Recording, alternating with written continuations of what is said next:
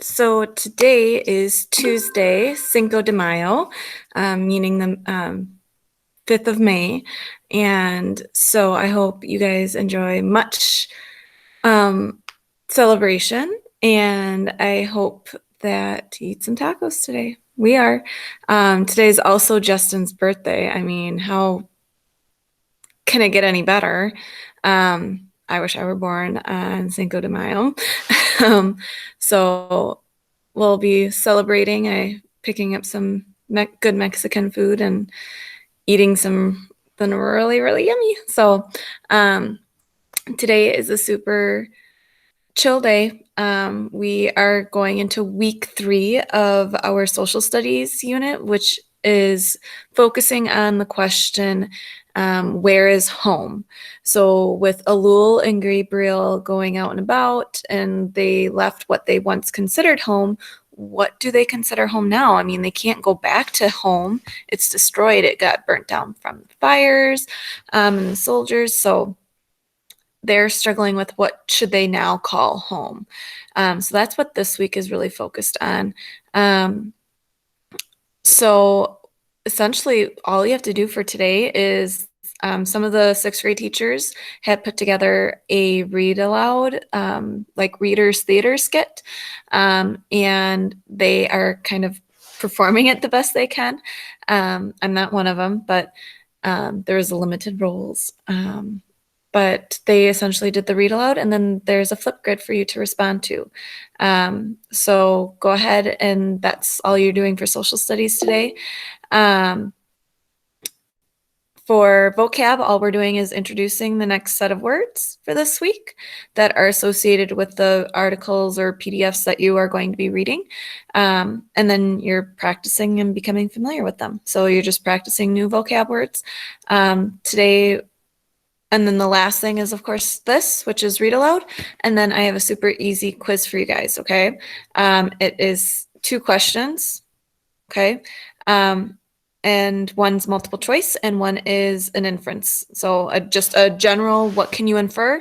And I did put a picture of the last page on there for you guys to kind of, help inspire you or help jog your memory if you need to. So that's it for today. Super chill. So read aloud and quiz, vocab practice, and last one is watching the video of the teachers trying to perform and doing a flip grid. So super chill. If you do have questions, do let me know, okay? I'm just going to go ahead and get started with this. We are going to be reading chapter 23. Yes, 23. And we last left off. I'm sorry, guys.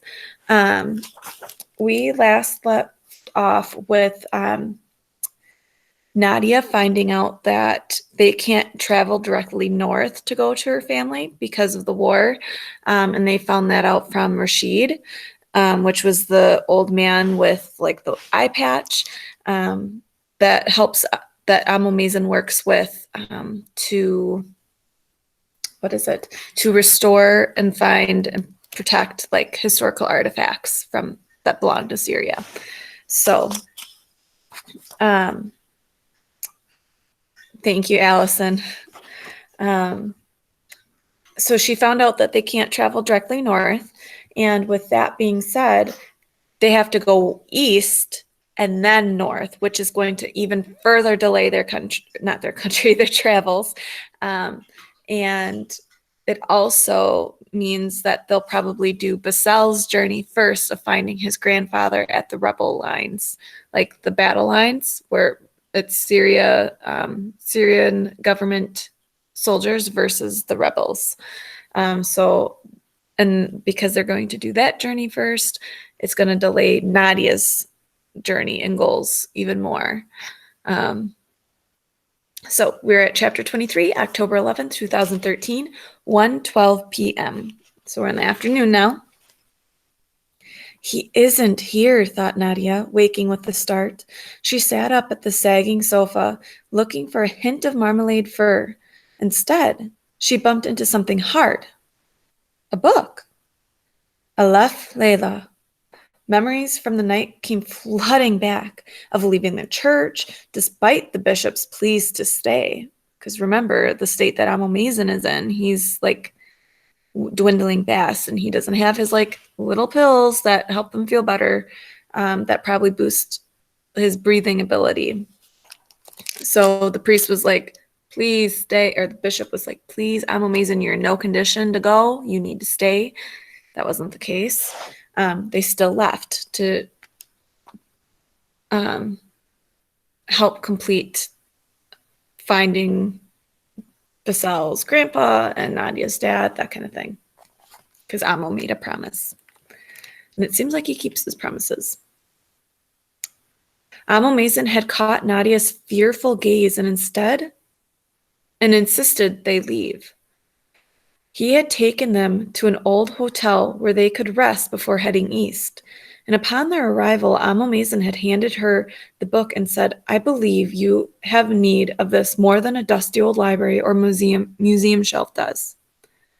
That was really sweet of him. That's like a really prized artifact, probably worth lots and lots of money in the appropriate times. So that probably, it says a lot.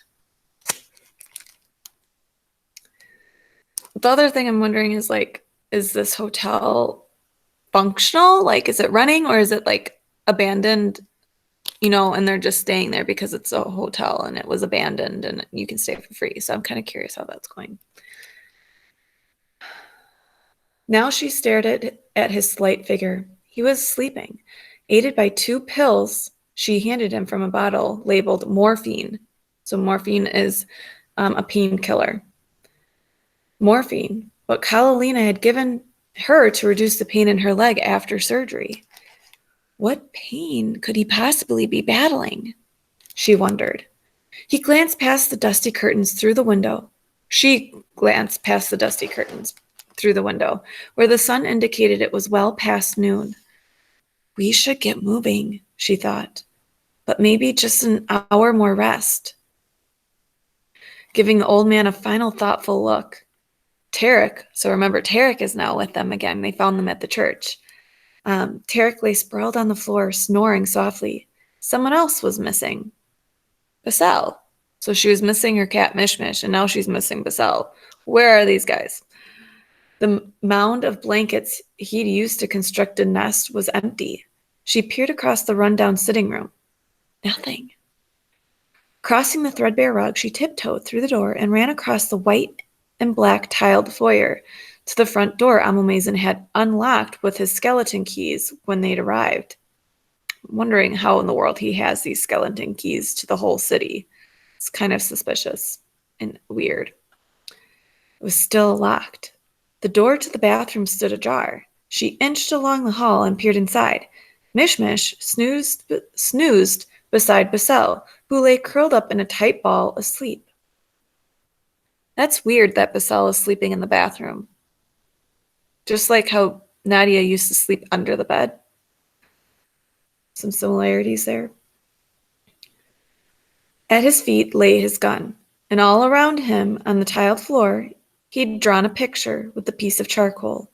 It was an old woman in a dress, stick arms and legs jutting out. And just in one of the figure's hands was a lemon, like the one he'd plucked from the tree in Judea. Lemons. His grandmother loved lemons. Propped against the door, Nadia felt grief consuming her. Nana, where is she? Where is everybody? So they're both missing their grandmas. Nadia's grandma's still alive, whereas Basel's is dead, and that was kind of his way, by drawing a picture on the floor with charcoal, to like mourn her loss and mourn her death finally. I think he's starting to feel safe enough to be in touch with those feelings. She wanted to reach down and hug the little boy as if he were her own Yusuf. Yusuf is her brother. She wiped the tears away and forced herself to head toward the foyer. She needed to steel herself, meaning like ground herself, to head towards the foyer. She needed to steel herself before waking the others. She was thirsty. She headed past a yellowed advertisement hanging on the wall.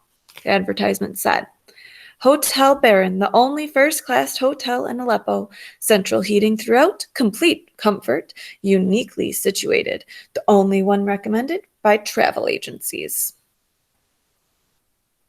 A faded World War II-era Syrian map had hung beside it, along with an old poster announcing a trip abroad, the Orient Express, in which one would travel in opulence from Europe to Baghdad via Constantinople, stopping in Aleppo.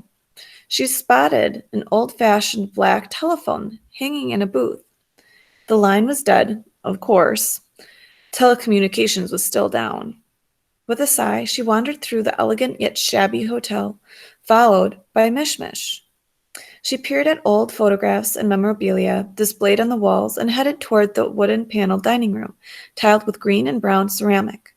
Her stomach growled for a hard-boiled egg or even just a slice of bread, as an old memory blossomed of wearing a frilly pink dress, legs dangling from one of these chairs. At a table beside her, her father, so this is part of her memory, her father huddled with men in business suits hanging over phosphate prices as a jovial old waiter brought her lemonade. Seeing her glum expression, he entertained her with stories of the prestigious hotel and its illustrious guests. King Faisal had declared Syrian's independence while standing on the balcony in room 215. And presidents from all around the world had stayed in the famous Hotel Baron, including Theodore Roosevelt of America, who sat at the same room enjoying roast pheasant, venison stew, Persian caviar, imported French wines, and rich puddings. So it's making the hotel seem even more luxurious with all these important people staying at it from in the past. The first man to travel in space, cosmonaut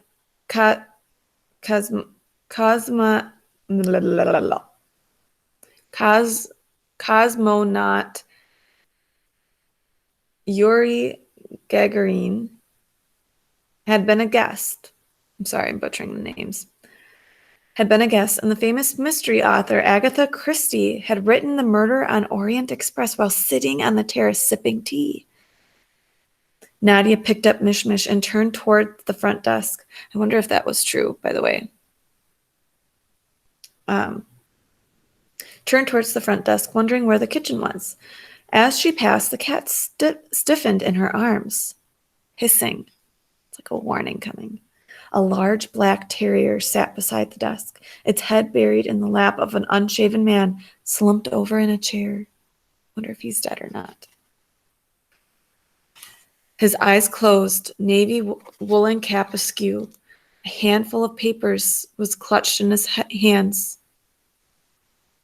What do you think? Dead or not dead? Sleeping? Dead?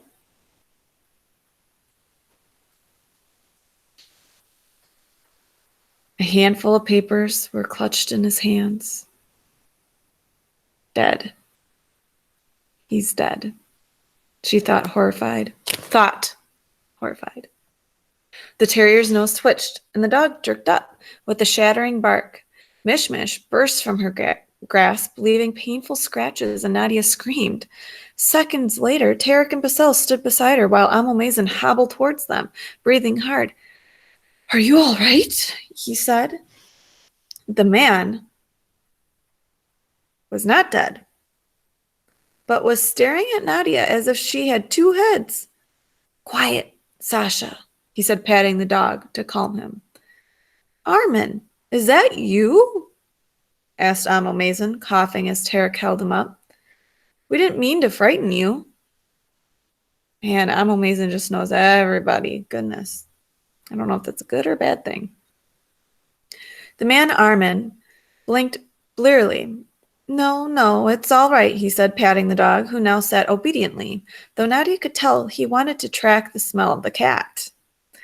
"Apologies, but we let ourselves in early this morning," said Amal Mason, sitting in the chair Basel had dragged over for him. "You are always welcome." As as you can see, there are quite a few vacancies, said Armin, peering at the old man with a frown. Mason, are you all right? Time is like a sword, murmured Amo Mason. If you do not cut it, it will cut you. And the sword of time has taken its toll on me in these past few months. What is he kind of saying here? He's saying, like, time is like a sword. So a sword could be like a weapon or like something that harms someone. So over time, it's hurting Amo. It's breaking him down. It's hindering him even more. And it's another like foreshadowing that something like he's going to die because he's that sick. Now, I am going to give you guys a keyword right now, and that keyword is resiliency. I want you to remember it because it's important for later. Okay? So, resiliency. Nadia frowned at the old man's cryptic use of the proverb. Armin nodded, eyes troubled as he glanced at the kids. How are you, my friend? Asked Amo Mason. And your family. So he does have a family. Armin sighed. Oh, that was Amo Mason asking about. Sorry. So Amo's asking Armin how his family is. Armin sighed, a deep, soulful sound rushing from his lungs. We are fine, but hold our hearts in our hands, watching the city tear itself apart. I fear the best years are behind us. His eyes glassy, he stared out over the lobby. Don't think that way, said Amo Mason. Remember what we said yesterday, people are like tearing each other apart. Okay? Even the rebels are going against rebels, and that was all part of Bashar al-Assad's like master plan, is to get the rebels to turn on each other so he doesn't have to do all the work. Armin snorted. My great-grandmother had the idea to build a luxury hotel in Aleppo while on her way to pilgrimage to Jerusalem from Armenia nearly 100 years ago. Did you know that? He asked, not really expecting a reply. I remember the day Hafez al-Assad, Bashar al-Assad's dad, came after his coup, and his son, even he came here. Deflated by his outburst, Armin seemed to shrink. He added, voice hoarse, we survived 2 world wars, multiple deportations, several coups, and 35 years of socialism. But I don't know if we will survive this. It will be all well again, consoled Amo Mason. Your family's hotel is part of the very fabric of Aleppo. So he's saying that Armin doesn't believe that the hotel is going to make it through all of this. It's made it through world wars and other like awful things happening in Aleppo. But he's saying like this is pretty bad. I don't think it's going to survive the Arab Spring that's happening right now.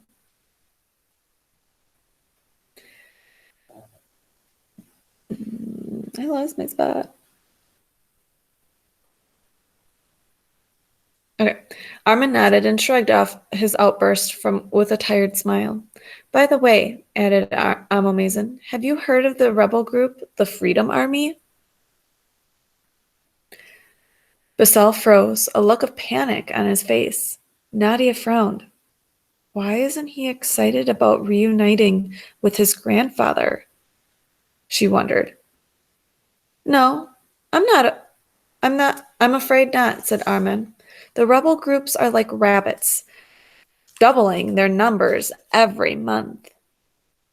Amo Mason nodded, shivering as he pulled his coat in tighter. My friend, I am on my way to Turkey and do not know when I will return. Turkey? Asked Armin, surprised. Yes, to take these children to safety, said Amo Mason. Armin nodded, then gave him a cryptic look. I've heard some things, he murmured, trailing off. Children, said Amma Mason, please get me my glass of water, will you? The kitchen is that way, said Armin, pointing down the hall. Nadia exchanged a look with Tarek. With Basel in the lead, they walked towards the kitchen, but Nadia lingered around the corner, pretending to tie her shoelace. So, go get me a water was almost like, we need to have a private conversation without you overhearing. So, I'm kind of curious why Basal was kind of like acting weird when Amo Mazen asked about the rebel group called the Freedom Army. So I was wondering why he was acting weird there. So that's something to consider for your quiz. I was also wondering why Amo Mazen is asking specifically about that one rebel group, the Freedom Army. Remember, the Freedom Army was a group of people, if I'm remembering correctly, who used to be Syrian soldiers, but they didn't agree with Bashar al-Assad, the president's ways and how he was handling things. So they broke away from the Syrian army and formed their own army. So these are like ex-soldiers in a sense. So I'm wondering why he's asking about that. Men dropped by earlier this week, asking about you, said Armin in a low voice. I was expecting this, said Amo Mazen. Someone has recognized me and is starting to ask questions. I told them that I hadn't seen you in months, said Armin. You must be careful. I don't know how long that you can play on the razor's edge. Razor's edge, thought Nadia, hating it when the adults spoke in riddles. The children have proved useful, particularly at checkpoints, said Amo Mazen. Nadia frowned. Useful? What does that mean? Doubts that she'd buried earlier started to resurface. We all have our destiny written in the stars, continued Amo Mazen with a sigh. My journey is soon at the end. So if you don't have an inference to write about for your quiz, I don't know what, because there are so many different things that you could be writing about right now. Just a minute. I'm lying. So with your quiz, go ahead and pop on. Remember the keyword, make an inference, put your name, capitalize both first and last name, because that is a point. And then, yeah, I hope that you guys have a great day. Hopefully it won't be too cloudy out and it can get some warmer weather going. But I did take a picture of that last page since it like hits hard with a lot of things you could infer about, and that is in the quiz for you. So that hopefully will help you. But so any questions, or I'm not going to say inferences because you guys need to have some ideas for your quiz. Make sure though that for your quiz that you are fully elaborating on your thinking and supporting your thinking. So give like 2 pieces of evidence of why you're thinking that. It could be like based off of like what we know historically has happened in Syria. It could be based off of actions of characters or things that they've said. Other noticings, use those things to help you. Don't just say, this is my gut feeling. Give me evidence, okay? Because it's like a 4, 3, 2, 1 type of answer to the question. So I'm going to end the recording, and if you guys have any questions, let me know.